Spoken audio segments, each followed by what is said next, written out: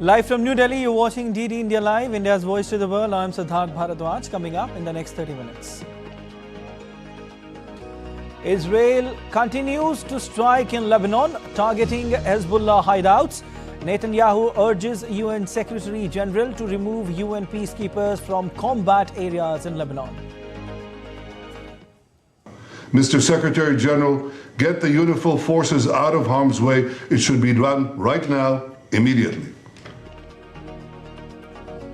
India's President Droupadi Murmu en route to landmark visit to Algeria, Mauritania and Malawi. Tour aims to boost partnership with 3 African countries.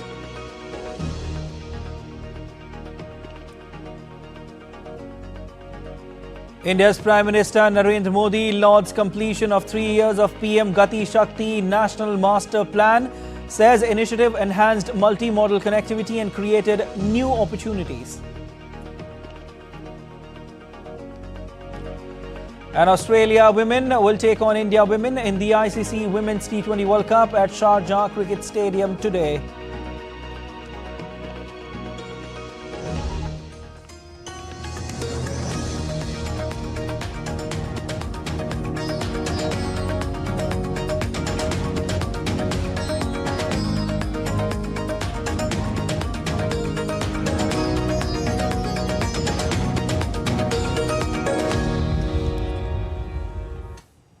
Israel continued its airstrikes on Lebanon on Sunday with clouds of smoke visible from northern Israel as air defenses intercepted rockets fired by Hezbollah. Clouds of smoke following Israeli airstrikes in Lebanon were seen from northern Israel on Sunday, while rockets from Hezbollah were intercepted by air defenses. Israeli military claimed that Hezbollah had launched nearly 320 projectiles from Lebanon into Israel on Saturday without providing further details. The military declared some areas around northern Israel towns closed to public and ordered residents of 23 southern Lebanese villages to evacuate to areas north of the Avali River, which flows from the western Bekaa Valley into the Mediterranean. Israeli Prime Minister Benjamin Netanyahu urged the UN Secretary General to remove UNIFIL forces from combat areas in Lebanon immediately. Mr. Secretary General, get the UNIFIL forces out of harm's way. It should be done right now, immediately. He said that Israel is not fighting the Lebanese people, but rather Hezbollah, which has taken control of Lebanon. We are not fighting the Lebanese people. We are fighting the Iranian terror branch Hezbollah, which took over Lebanon. I want to address the UN Secretary General directly from here. It is time that you take UNIFIL out of Hezbollah strongholds and out of the combat area. The IDF repeatedly asked for that and was refused repeatedly with the aim of providing Hezbollah terrorists with a human protecting shield. Your refusal to evacuate UNIFIL soldiers makes them hostages in the hands of Hezbollah. It endangers them as well as our soldiers. Moving to the next big story of the day, 40 nations that contribute to UN peacekeeping force in Lebanon on Saturday said that they strongly condemn recent attacks on the peacekeepers. Backing the statement, India joined the troop contributing countries in UN interim force in Lebanon, also UNIFIL, and has expressed its alignment against the Israeli military's actions that have wounded 2 UN peacekeepers in Lebanon. The permanent mission of India to the UN in New York stated on X, as a major troop contributing country, India fully aligns itself with the joint statement issued by the 34 UNIFIL troop contributing countries. The safety and security of peacekeepers are of paramount importance and must be ensured in accordance with existing UNSC resolutions. The Polish UN mission in a social media post said that such actions must stop immediately and should be adequately investigated. The joint statement was signed by nations including leading contributions India, Indonesia and Italy. Signatories also include Ghana, Nepal, Malaysia, Spain, France and China, all countries that have contributed several hundred troops to the force. At least 5 peacekeepers have been wounded in recent days as Israel takes its fight against Hezbollah into southern Lebanon. The peacekeeping mission, UNIFIL, has accused the Israeli military of deliberately firing on its positions. According to the statement, the 40 contributing countries reaffirmed their full support for UNIFIL's mission and activities, whose principal aim is to bring stabilization and lasting peace in South Lebanon, as well as in the Middle East. The countries urged the parties of the conflict to respect UNIFIL's presence, which entails the obligation to guarantee the safety and security of all its personnel at all times. Hezbollah on Sunday said it was fighting Israeli forces trying to infiltrate Ramia village in southern Lebanon as a third UN peacekeeper was wounded in Israel's escalating conflict with the Iran-backed Lebanese group.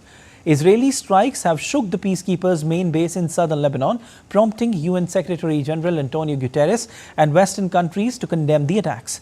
The UNIFIL force called it a serious development and said the security of UN personnel and property must be guaranteed. France summoned Israel's ambassador and issued a statement with Italy and Spain calling such attacks unjustifiable. US President Joe Biden said he was asking Israel not to hit the UNIFIL forces.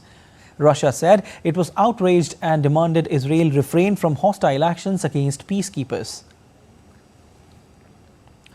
As West Asia remains on edge, U.S. Defense Secretary Lloyd Austin, in a call with Israeli Defense Minister Yoav Gallant, expressed deep concern about reports that Israeli forces had fired on UN peacekeeping positions in Lebanon in recent days and urged Israel to ensure safety for them and the Lebanese military.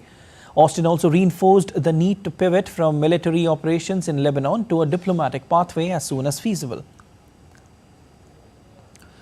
Meanwhile, Israel ordered more evacuations and targeted a new location in northern Lebanon on Saturday. The Israeli military said Hezbollah had fired 320 projectiles nearly from Lebanon into Israel on Saturday.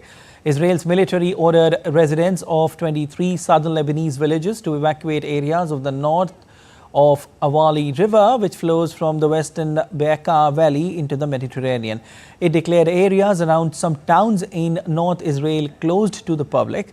The Israeli military said evacuations were necessary for the safety of residents due to increased Hezbollah activities, claiming the group is using sites to conceal weapons and launch attacks on Israel, while Hezbollah denied concealing weapons among civilians. Hundreds of Palestinians residing in northern Gaza were seen fleeing the north on Saturday. Israel has been pursuing an offensive in recent days, sending its troops into Jabalia, the largest of Gaza's 8 historic refugee camps, and the nearby towns of Beit Hanun and Beit Lahia. Families of Israeli hostages held by Hamas since October 7 gathered in Tel Aviv on Saturday night after Yom Kippur, the holiest day in the Jewish calendar, drew to a close. Around 1,000 protesters demanded the government secure the release of their loved ones after nightfall. Yom Kippur is a day of atonement when Jews seek forgiveness by fasting and praying. The conflict began after a Hamas-led terrorist attack on October 7, 2023 on southern Israeli communities, in which 1,200 people were killed and about 250 were taken hostage. 101 still remaining as hostages. It's important every day. We are standing here every day and we don't miss a single day, even if it's Yom Kippur. The hostages are still there. There's no break for them. It's not like it's holiday, so the conditions are different. Their situation is the same every day, and for us, the situation is the same. Every day we will fight until we get everyone back. Many people in our government and our Prime Minister that there's many things that they need to ask for forgiveness about, and the number one thing is abandoning the hostages. Iranian Parliament Speaker Mohammad Bakir Kalibaf reaffirmed India's commitment to supporting Lebanon. At a press conference held in Beirut on Saturday, Kalibaf also highlighted Iran's readiness to assist those displaced and affected by the ongoing conflict, contingent upon coordination with Lebanese government. The press conference followed Kalibaf's visit to one of the sites of the Israeli strikes that hit central Beirut, which killed 22 people and wounding over 100. I am particularly carrying a message from Supreme Leader for the Lebanese people with assurances that in these difficult conditions, the Islamic Republic of Iran shall stand with the Lebanon's nation and government and the resistance in all areas. Amidst the ongoing Israel-Lebanon conflict, a Saudi plane carrying food and medical aid bound for Lebanon departed from Riyadh on Sunday. King Salman Relief and Humanitarian Center showed a video of supplies being loaded onto a plane in Riyadh. The center said to have launched an airlift to the Lebanese people, providing vital support as they confront challenging circumstances. With hundreds dead and thousands displaced, the conflict has caused massive destruction on both sides. India's President Droupadi Murmu embarked on a state visit to 3 African countries, namely Algeria, Mauritania and Malawi from October 13 to October 19. The visit comes a year after African Union was made a permanent member of the G20 during India's presidency. This will be the first ever visit by an Indian head of state to the 3 African nations.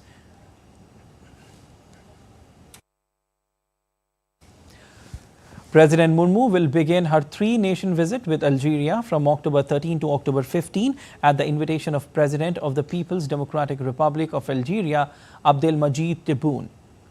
President will address the India-Algeria Economic Forum and the Sidi Abdellah Science and Technology Pole University. She will also inaugurate the India Corner at Hama Garden at Jardin d'Essai. The visit is expected to further enhance bilateral ties between the 2 countries. She will pay her respects at Maqam Shahid. Then she will proceed to have talks with His Excellency President Tebboune. She will receive 2 presidents of upper and lower house of the Algeria. So that also is going to be a good meeting where we will discuss the parliamentary exchanges. Then 15th in the morning, she will go to Sidi Abdellah Science and Technology Pool. So it's a hub of universities where that university will confer degree on Honorable Rashtrapati Ji. It's a doctorate that will be conferred upon her. Then she will also address the students there. On the second leg of her visit, President Murmu will visit Mauritania on 16th of October 2024. The visit is taking place at a crucial juncture when Mauritania holds the presidency of the African Union. During the visit, President Murmu will hold talks with her Mauritanian counterpart, Mohammed Ould Sheikh El Ghazouani. The visit will provide further impetus to India-Mauritania bilateral relations.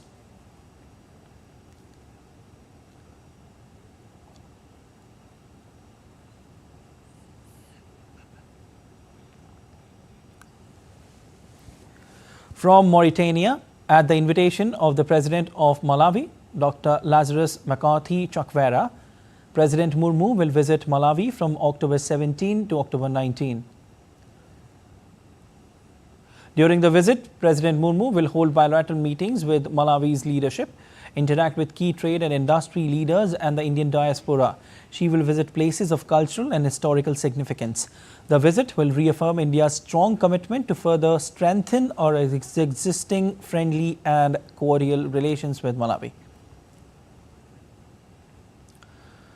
The state visit by President Murmu to Algeria, Mauritania and Malawi is reflective of India's deep desire to strengthen its partnership with countries in Africa.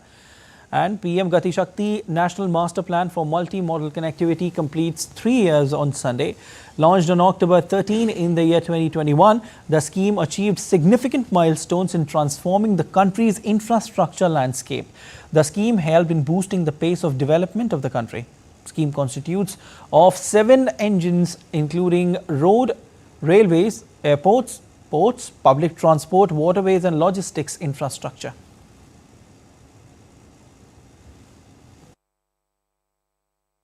PMGTI Shakti has integrated 44 central ministries and 36 states and union territories with more than 1600 data layers, making it a crucial tool for planning and executing infrastructure projects. The platform has significantly improved interministerial coordination and streamlined project execution. Impacting social sector ministries, PMGTI Shakti enabled better infrastructure planning in essential areas such as primary healthcare, education, postal services and travel development, ensuring that even remote and underserved areas are part of India's infrastructure growth story. While in a unified approach under PMGTI Shakti National Master Plan, platform states have streamlined their capital investment for accelerating infrastructure development. The scheme, launched under Prime Minister Narendra Modi's leadership, elevated India's rank by 6 places from 44 to 38 in World Bank's Logistic Performance Index Report 2023. The PM Gati Shakti's data-driven approach is powered by GIS-based tools and a real-time monitoring system that enables faster and more informed decision-making.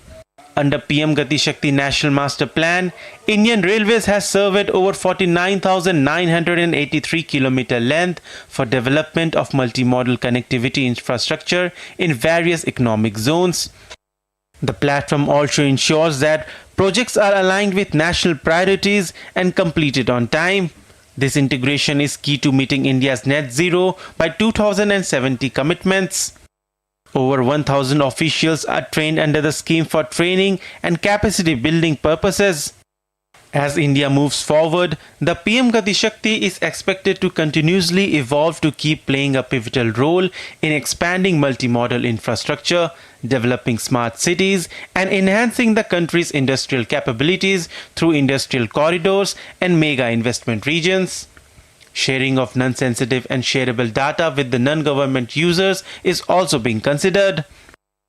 PM Gati Shakti District Master Plan portal is also being developed with technical support of BISAC-N or Bhaskaracharya National Institute for Space Applications and Geoinformatics for collaborative planning at the district level by state and district authorities. Taking PMGS to international level, diplomatic engagements are underway with countries in the neighborhood and other developing countries like Nepal, Bangladesh, Sri Lanka, Madagascar, Senegal and Gambia. Bureau Report, DD India.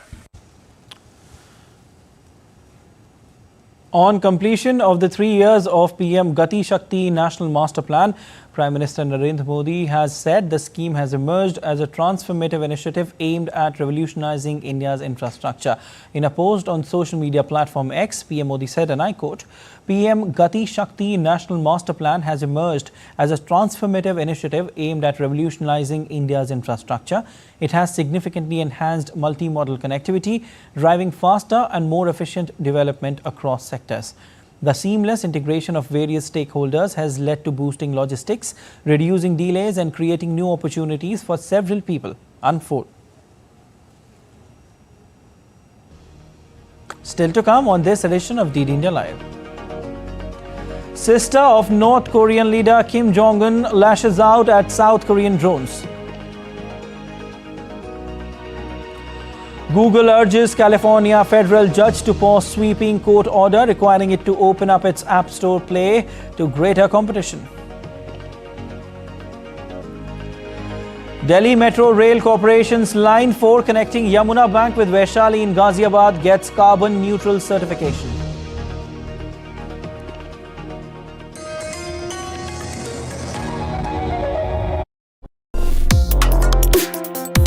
Complex issues, hidden agendas, twists and turns, strategic games. We think all dots are linked. We just need to connect them. Join me every week as I connect the dots to unravel hidden designs in statecraft, mysteries, and decode issues that matter to you. Watch Connecting the Dots with me at these times on DD India.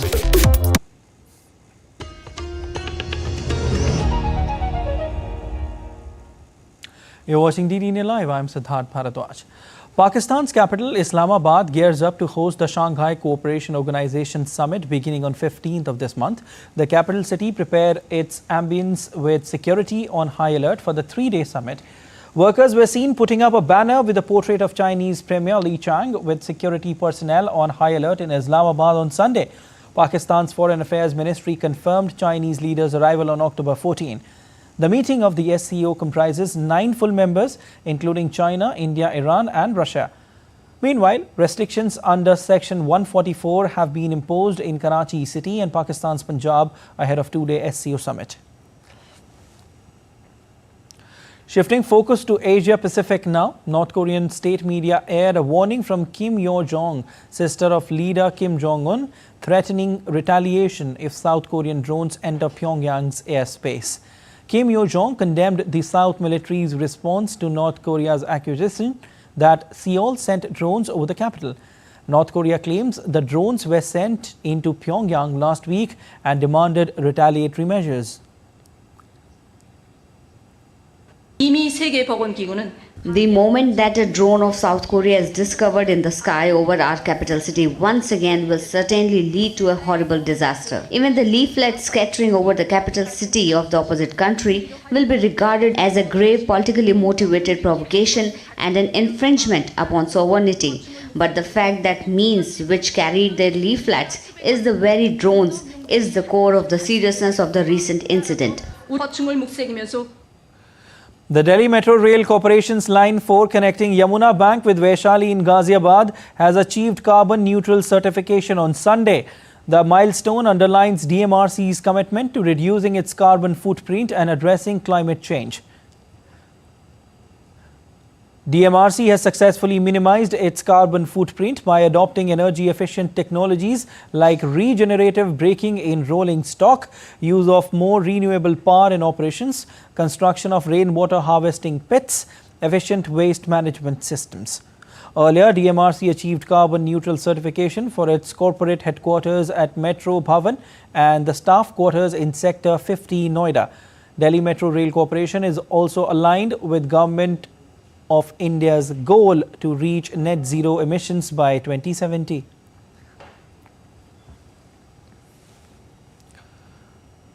Google has asked a California federal judge to pause his sweeping court order requiring it to open up its App Store Play to greater competition.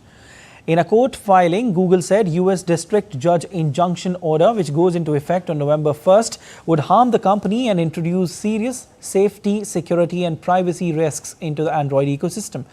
The tech giant, a unit of Alphabet, asked the judge to stay the order while it pursues an appeal. The judge issued the injunction on October 7 in a case brought by Fortnite maker Epic Games, which persuaded a federal jury last year that Google was illegally monopolizing how consumers download apps on Android devices and how they pay for in-app transactions. On Sunday, October 13, the world marks International Day for Disaster Risk Reduction. This year's theme focuses on empowering the next generation for a resilient future. With disasters becoming more frequent, global cooperation and local strategies are crucial to reducing risks and building a safer, sustainable world for all. DD India correspondent Tapas Bhattacharya with more details. A rapidly warming planet possesses an urgent threat to life on Earth. On October 13th, the world observes International Day for Disaster Risk Reduction, a reminder for nations to assess their vulnerabilities and build resilient strategies. This year, the focus is on empowering the next generation to ensure a safer, more resilient future. Disasters often transcend borders, demanding a global response. The Sendai Framework, adopted by the UN, provides a more comprehensive roadmap for reducing disaster risk. Man-made and natural hazards. In recent years, India has faced several natural calamities, from the Gujarat cyclone to the Kerala floods. But through advancement in science and technology, the country has significantly minimized their impact. Disaster-resilient infrastructure saves lives and livelihoods and ensures continuity of critical infrastructure services like power, transport, health, and communications. CDRI is a coalition of 40 countries and 7 international organizations that have come together to advance the resilience of new and existing infrastructure. The coalition focuses on building capacity with knowledge sharing, building evidence with technical studies and resilience programs, and undertaking global advocacy for promoting disaster-resilient infrastructure. India's launch of the Infrastructure for Resilient Island States at COP26 further strengthens its commitment to safeguarding vulnerable regions. India's Prime Minister laid out a 10-point agenda on disaster risk reduction, advocating for community preparedness, technological innovations, and global cooperations.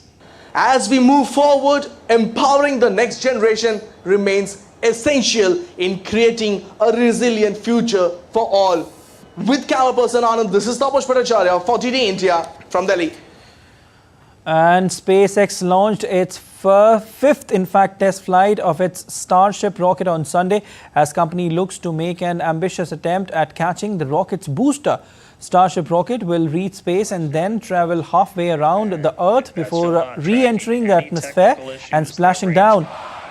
In addition with this, the rocket's super heavy booster would return after separating from Starship and land on the arms of company's launch tower. SpaceX has flown the full Starship rocket system on 4 space flight tests so far, and each of the test flights have achieved more milestones than the last. In cricket, Australia women will take on India women in the ICC Women's T20 World Cup at the Sharjah Cricket Stadium on Sunday. India needs to register not only a win but also has to keep their NRR, net run rate, in check, as New Zealand is the third team that is searching for a semi-final berth in the tournament. A blockbuster game is in store for all of us. India concluded its campaign at the Asian Table Tennis Championships in Astana on Sunday with 3 medals, including a historic bronze in the women's doubles event. India bagged the bronze medal after Ayhika Mukherjee and Sutirtha Mukherjee lost to Japan's Miwa Harimoto and Miyuki Hara in semi-finals. Earlier, the Indian women's team had secured a historic bronze in the team event. In the men's category, India secured another bronze, their third in the tournament, after the team of Achanta Sharath Kamal, Manav Thakkar and Harmeet Desai fell 0-3 to Chinese Taipei in the semi-finals. Thousands flocked on the streets of Berlin for the 20th anniversary of the Festival of Lights. The festival takes place every year in the fall. Every year, the spectacular creations of the Festival of Lights team, as well as invited artists, put Berlin in an extraordinary light with illuminations, artistic projections and 3D mappings under a certain motto. That's all for this edition of DD India Live, but let us know your thoughts on the news of the day. For those on the go, you can get all the latest news and updates from India and across the world on DD India mobile app. The app is available on both Android and iOS platforms, and you can scan the QR code on the screen to download now. We'll be back with more news as it breaks here on DD India. I'm Siddharth Bharadwaj from all of us here in Delhi. Thanks for watching DD India Live.